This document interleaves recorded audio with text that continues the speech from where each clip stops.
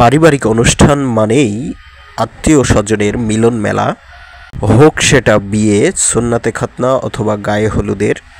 ক্ষণস্থায়ী পৃথিবী ছেড়ে অনেক আত্মীয় স্বজন কখন কোথায় হারিয়ে যায়, কার কখন মরণ হয় কেউ বলতে পারি না, কিন্তু কিছু অনুষ্ঠানকে কেন্দ্র করে আমরা তাদের স্মৃতি ধরে রাখতে পারি এবং পরবর্তীতে তার সঙ্গে একটা সাক্ষাতের ব্যবস্থা হয়।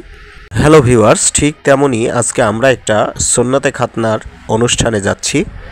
পিচঢালা রাস্তা, সুন্দর সবুজ শস্য ক্ষেত, এর মাঝখান দিয়ে আমরা রওনা দিলাম। ধান ক্ষেত, সবুজ মাঠ, সুনীল আকাশ আর ছায়া ঘন ঘেরা রাস্তা। যদিও আমাদের বাসা থেকে দাওয়াতের যে বাড়ি, সেই বাড়িটা খুব বেশি দূরত্বে ছিল না, তাই আমরা একটা ভ্যান গাড়িতে করে যাত্রা শুরু করেছি। যদিও তীব্র গরম, তারপরেও আত্মীয় স্বজনের সঙ্গে দেখা সাক্ষাৎ করা এবং ফর্মালিটি মেনটেন করার জন্য আমরা অনুষ্ঠানে উপস্থিত হলাম। বাসা থেকে বের হয়ে 10 থেকে 15 মিনিটের মধ্যেই আমরা আমাদের গন্তব্যে পৌঁছে গেছি। দেখুন, এটা হচ্ছে সুন্নাতে খাতনার গেট সাজানো হয়েছে। এখন অনুষ্ঠান মানেই সুন্দর গেট, লাইটিং, প্যান্ডেল, একটা চাকচিক্যময় পরিবেশ তৈরি করা হয়। দেখেই বোঝা যাচ্ছে আয়োজনের কোনো কমতি ছিল না। অতিরিক্ত গরম পড়ার কারণে আমরা যাই কিছুক্ষণ রেস্ট করলাম একটু বাগানের ভিতরে চেয়ার পেতে বসে।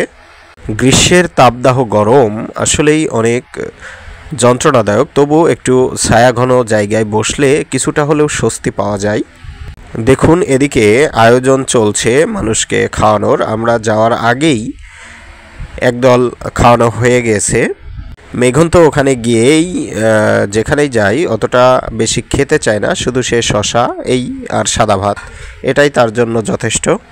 কোনো অনুষ্ঠানে গেলে সে বেশিরভাগই কোলে বসে থাকতে চায়, অতটা বেশি দুষ্টামিও করে না, ছটফটও করে না, শুধু কার্টুন দেখবে আর বসে থাকবে।